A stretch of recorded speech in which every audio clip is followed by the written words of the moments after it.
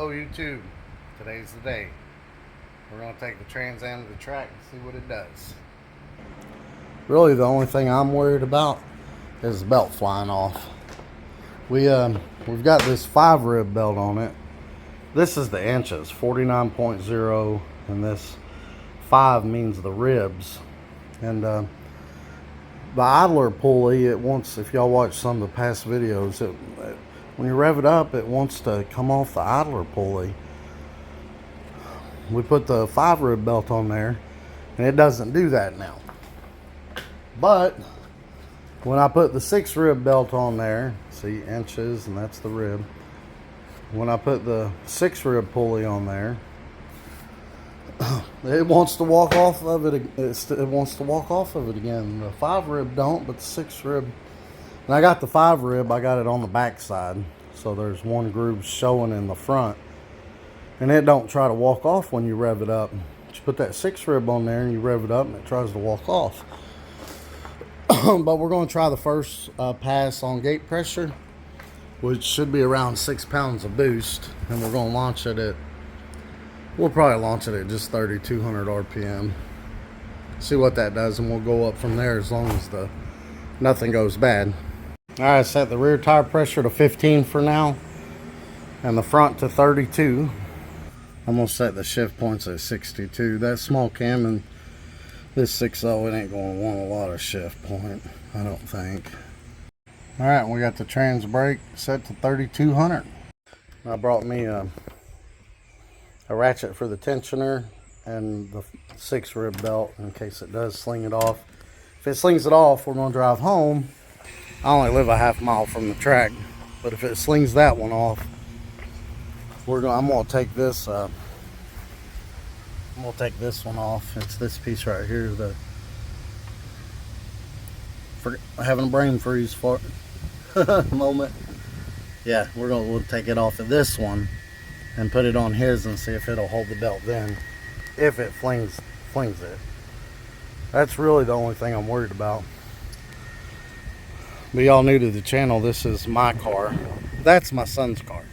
This is my car. It's a 5.3 with a 69mm GT45 turbo. And it's got the same cam as the 6.0. And it'll run a 6.2, a low 6.2 in the 8th mile. And it'll run a 9.8 in the quarter. And it's about I don't know, with me in it, it's about 150 pounds heavier than his car. Off we go to the drag strip.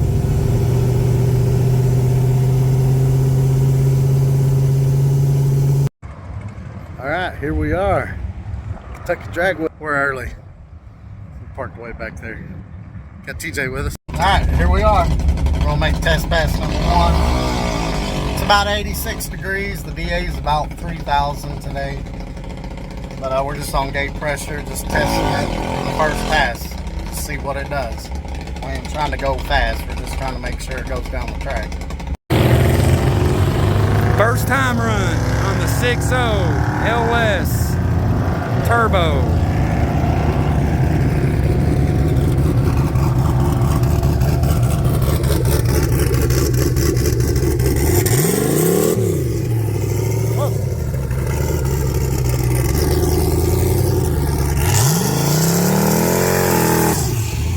Alright, so I ain't gonna lie, I was a little bit nervous here. You know, new build and everything like that. TJ was stopping me in the water to do the 1 tire spin, and then he was stopping me just out of the water. You could hear him yell, "Whoa there." I went too far. I went into the sticky stuff. I didn't just come out of the water. We usually come out of the water a little bit and then do the burnout. And then I usually do first, second, third, and then I let it roll out. Well, I wasn't paying attention to TJ, and he yelled, "Whoa," because I rolled too far. I come out of the burnout area into the sticky stuff, and when I did the burnout, one tire grabbed more than the other. It kicked it sideways, and I was in second gear, and I let off, and I don't know if you could hear or not, but it chirped the tires, which is a huge no-no when you do a burnout on these Turbo 350, Turbo 400 transmissions. It'll break the sprag. And sure enough, it broke the sprag.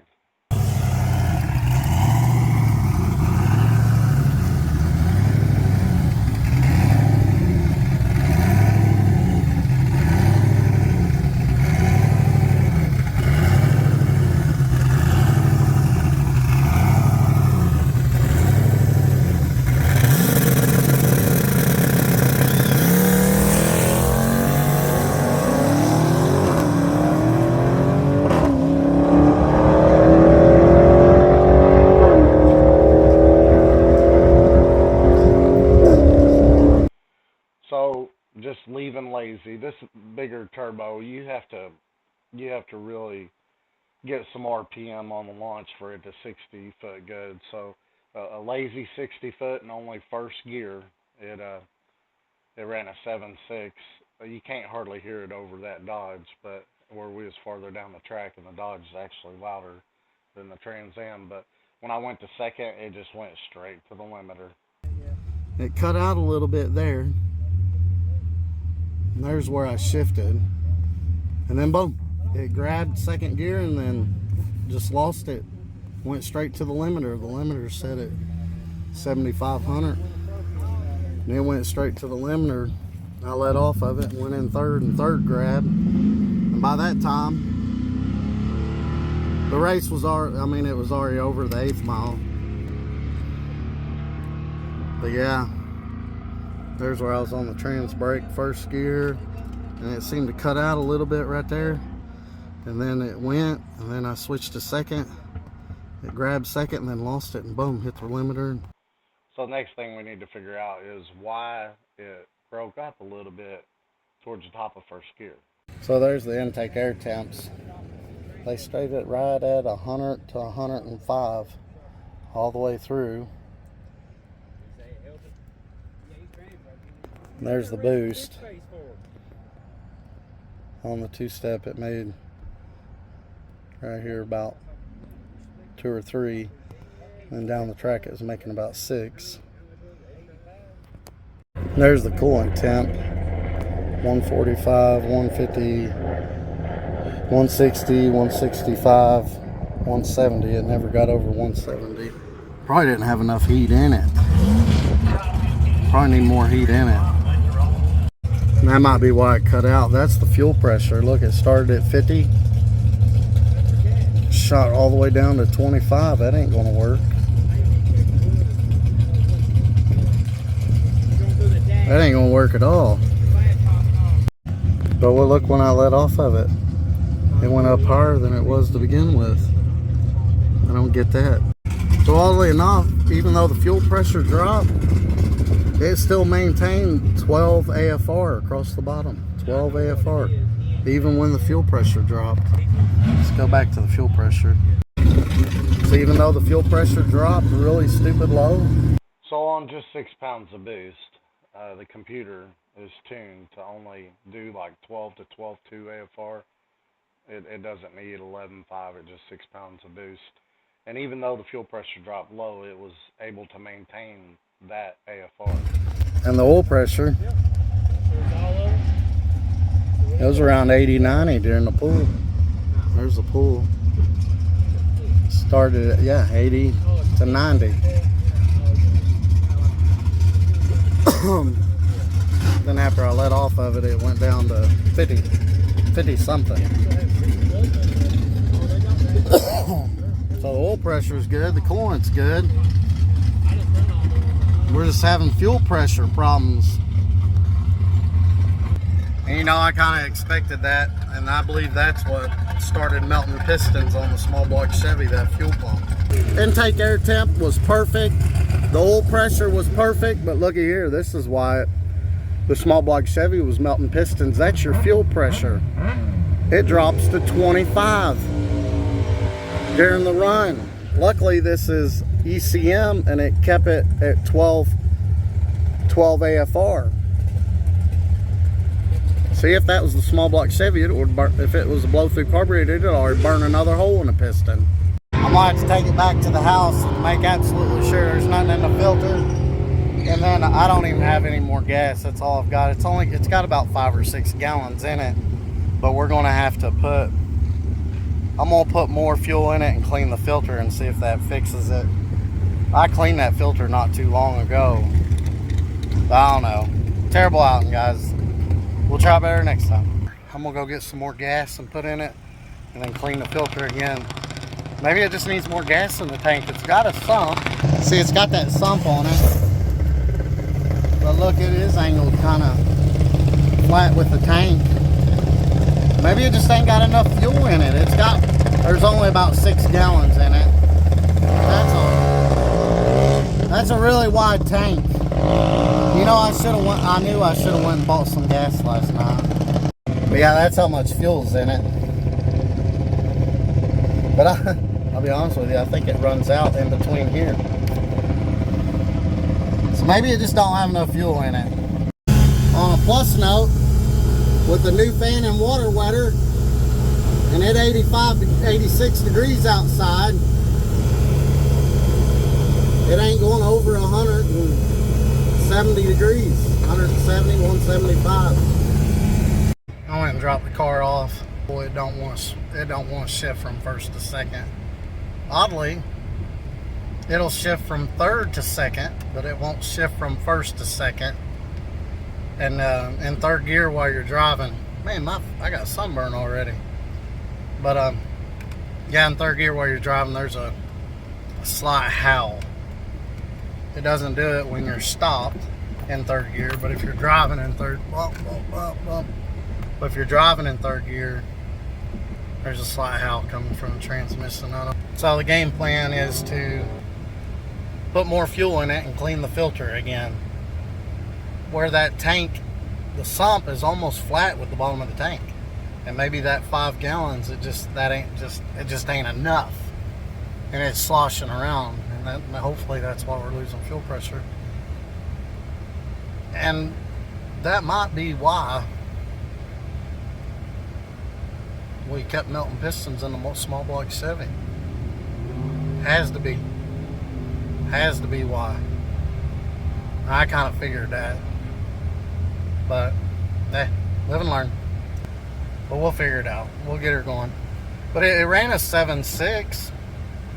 And I really only got on it in first gear. I was in first gear, went to second. It hit the limiter, I let off. And thought about it for a minute, and then I went to third, and it felt like it clicked third. So I gave it a little more gas and went. And coasted to almost a 13 flat. I don't know. It runs good. The motor runs good. The belt didn't fly off like I thought, but now we're having fuel pressure and transmission issues. We'll get her. We'll get her. We'll get her. So that bottom red line is how far the tank goes down, how far it angles down. And this blue part, that's the sump. It's baffled at the top, so when gas gets in there, it kind of gets stuck in there. But when it runs out of that sump part, maybe where I ran the fuel so low, we run 85. You'll hear me say gas sometimes when we're running 85, but it had about 5 or 6 gallons in it. Maybe that wasn't enough to keep the fuel in the sump where this tank angles down so much. And then, of course, the circled black is where the fuel comes out at. And we had ran it low in the past just because a weight savings thing. The lighter the car is, the faster it goes. So we'll add more fuel to the tank and see if that fixes it. And if it does, we just won't run it that low anymore. But unfortunately, the transmission's going to have to come out, and we're going to have to replace the sprag. If you chirp second gear in the burnout, it's really rough on that sprag. And if you break that sprag to where it'll roll on itself, turn backwards, it's only supposed to turn one way. If it's able to turn backwards, you won't get second gear. And unfortunately, that's what happened. But we'll get her fixed, and we'll get a good pass in with this thing before the year's over. And from now on, we're going to try to start doing one little spin in the water just to wet the tires, then come out of the water, not completely out of the water, right on the edge of the water, and we'll start a second gear burnout, then go to third and roll out. That's the game plan. But terrible outing, but we'll get her fixed. We'll get a good pass in before the year's over, hopefully. But y'all, thanks for watching. Y'all have a great day. And a shout out to TJ Boyd for doing some trading with us to get this 6.0 that's running pretty good. But y'all should check out his channel. He does some no prep racing and bracket racing and a couple S10s he's got.